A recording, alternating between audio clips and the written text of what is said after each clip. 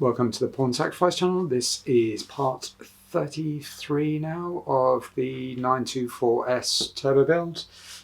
It's getting cold in here again, which means that it's been a long time since it started.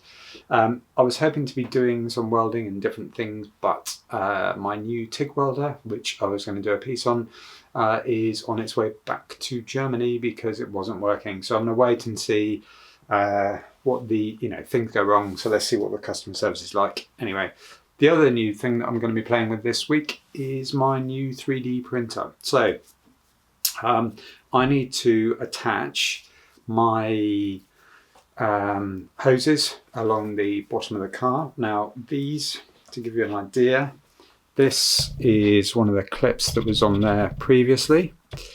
Obviously hose through that bit, and then come on, and then there's a bit in the middle which went over the screw that's in there. So underneath, this is what it looked like, albeit a bit dirtier. Just clean that up, obviously. Have to still have some self-respect left. So I need to make this, or something that will do the job of this, but bigger, to go across the, I'm thinking the two big hoses with one little canister hose on the side there. So I need to work this out. I've taken some measurements off the underside, and obviously I'm going to take this with me, and I'm going to be mostly using my vernier, or whatever they're called, calipers. So these bad boys are going to be my friend. And the way that I'm going to need to do it is, I'm completely new to this, the world of 3D printing. I did make a video, and I might try and salvage it, about putting the printers together. So it's the Ender 3 by Creality. I think the pronunciation's right. And I went through, did a whole video of putting that together, just to see what it was like for somebody who didn't know what they were doing.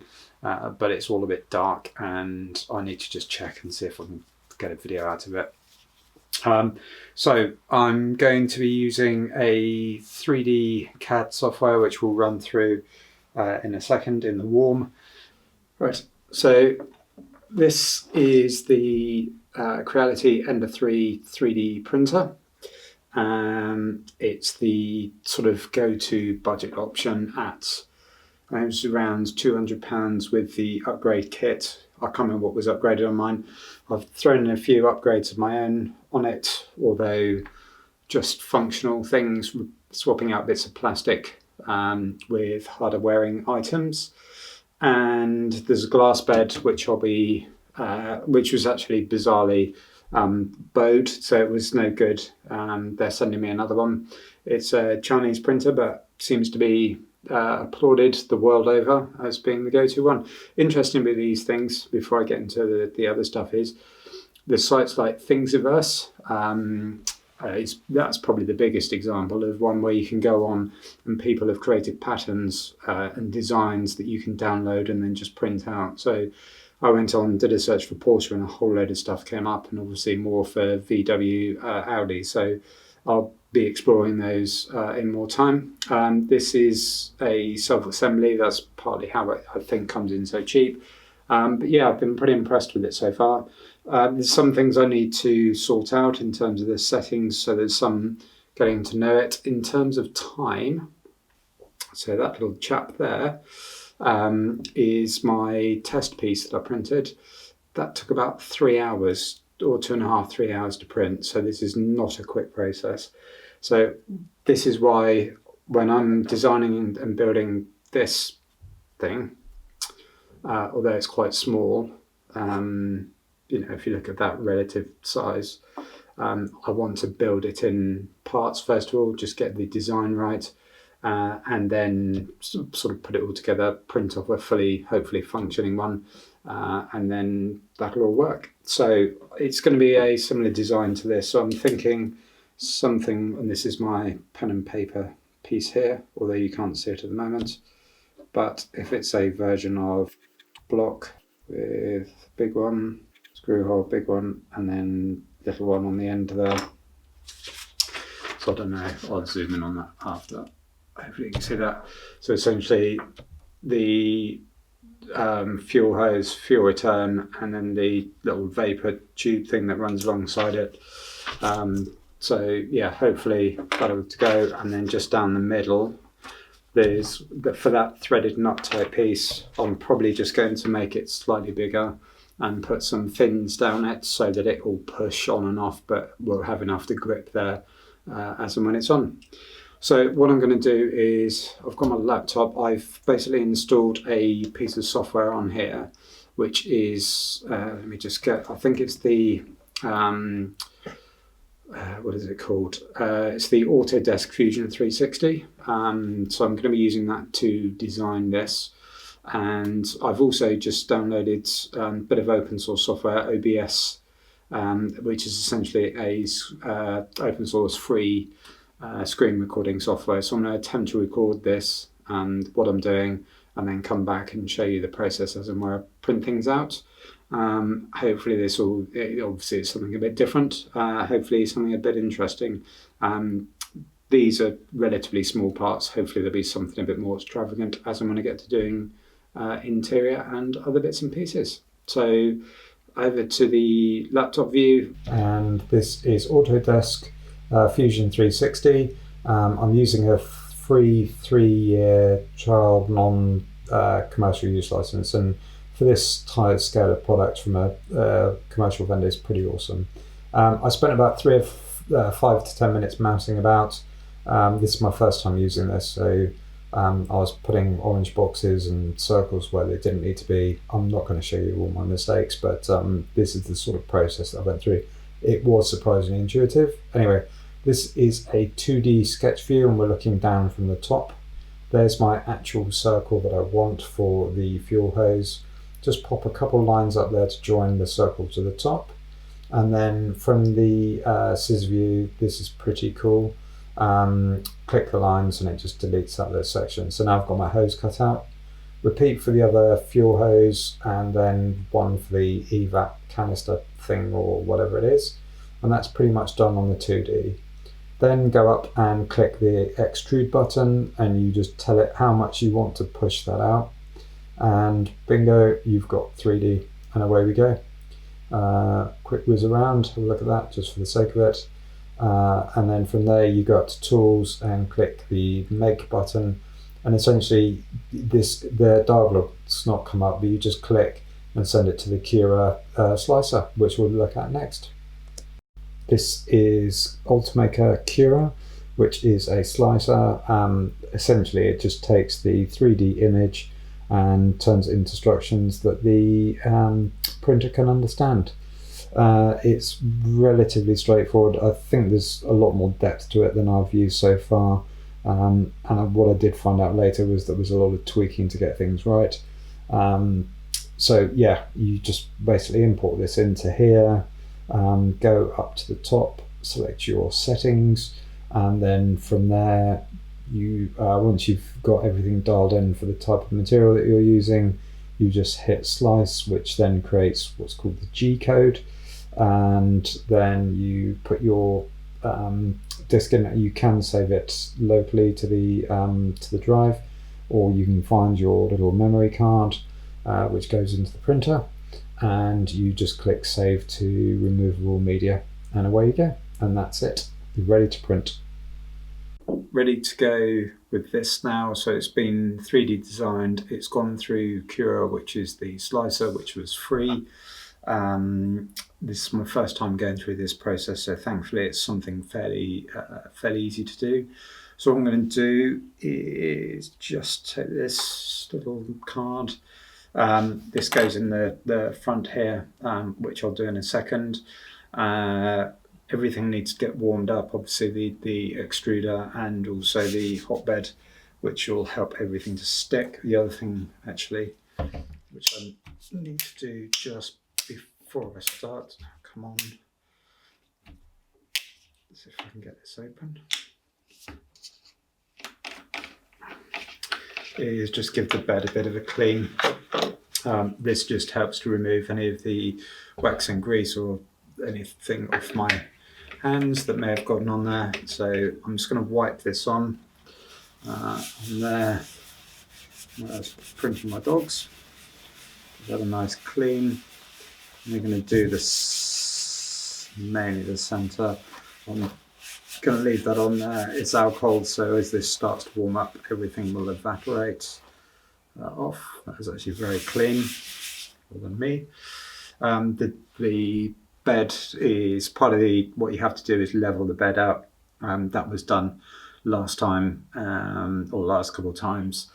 So I'm confident that'll still be in shape. I've got my G-Tech PLA 1.75mm thickness on there. So I'm going to get this turned on now, and then the next, and then just get the what's it popped in. So there's a little memory card, Wonder, just goes in front here. It's slightly fiddly location, but not too bad. And then this will start heating up now.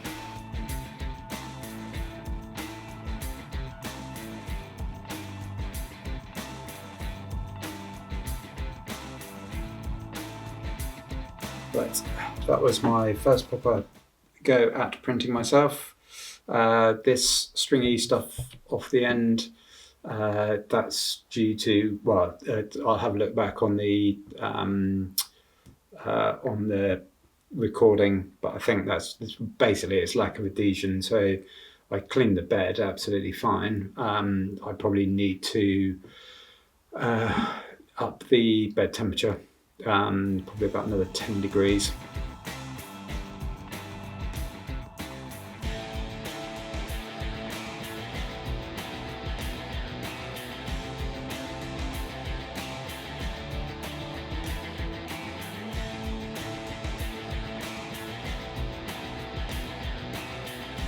Right, that went a lot better this time.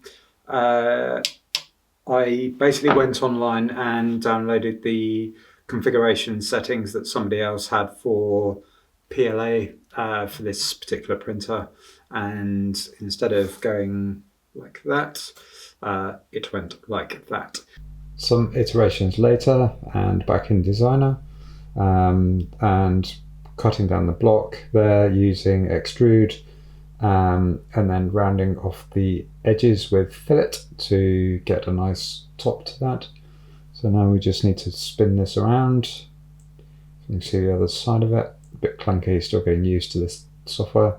Essentially I want to trim this down so that it just sits over the top and holds the hoses in place, so that if the car's uneven, it'll still work okay. So that's one down, let's get rid of those, and then let's fillet the edges again just to get rid of the snagging points on there, just remove the sharp edges so this is actually functional. And that's pretty much the shape I was after. Let's have a bit of a whizzy wazz around. There you go, thing beauty. So where we've got that hole now, I just need something to go through there to hold it into place, and something that I can fasten down. So let's get a bit of hex head and 10mm, because you know what you're going to lose, 10mm. So that's essentially the head. Obviously the centerpiece, that's about 0.02mm narrower than the other piece, and it's got a M5.5 thread metric on the inside of the tube. So yeah, here we go, absolutely splendid. And this is probably after a day of using the software, so all in all, pretty good progress.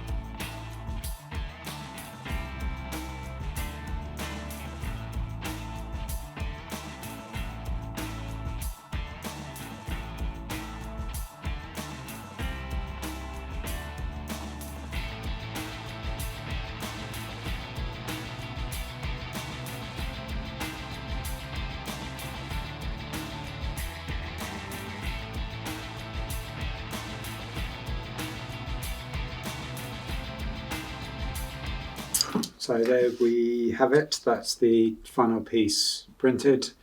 This one is on what we call a raft. And when I say we, I mean people that do 3D printing.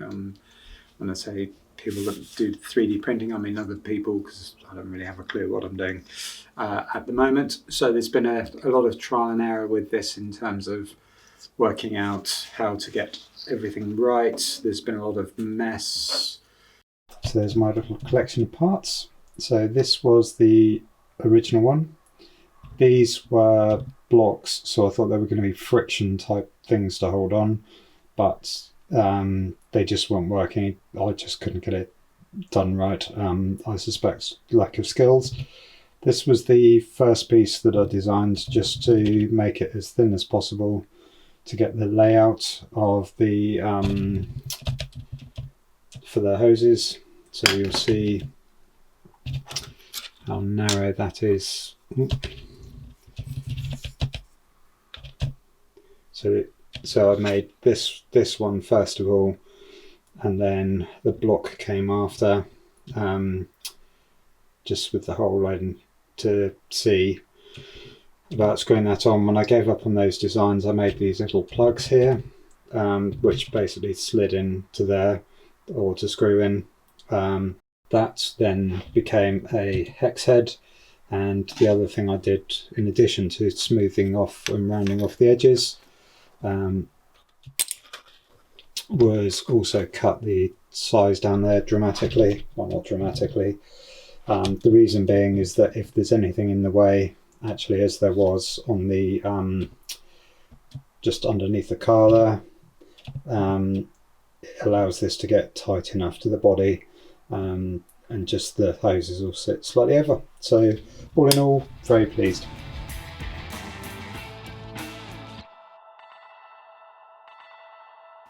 That not only works as I intended it to, or as I worked my way towards, but I guess this is the point of prototyping. So yes, works as intended. Finish isn't great, but I need to remake this in ABS plastic. PLA, which I can't remember what it stands for, is actually biodegradable. So once the elements start to get on this, and there's heat and moisture and everything else, which you would get in and around a car, it will degrade, apparently, according to the internet. So the truth. Yeah, it's a good start. I've had a lot of problems with the printer settings. I've got some more material on the way, so I've got the ABS, so I'm going to reprint these. I've got black ABS coming, redo those, but no, very pleased with the design and where that came out.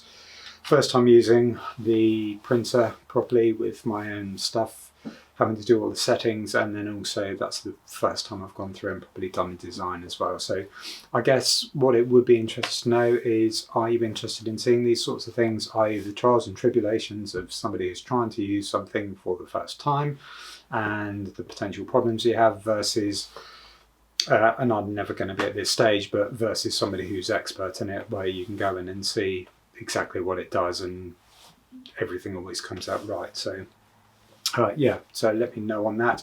And then also things like this, you know, slightly different 3D printing. I mean, clips aren't the biggest thing in the world, but while I'm waiting for other stuff to arrive, keeps me going, keeps things ticking along. Yeah, so there we go. Anyway, thank you very much for watching. I will hopefully be getting my TIG welder back soon. So there'll be a load more stuff, content and whatnot coming on that. And hopefully we'll be getting back on the way, but as always, thank you, and hopefully catch you next time. Cheers.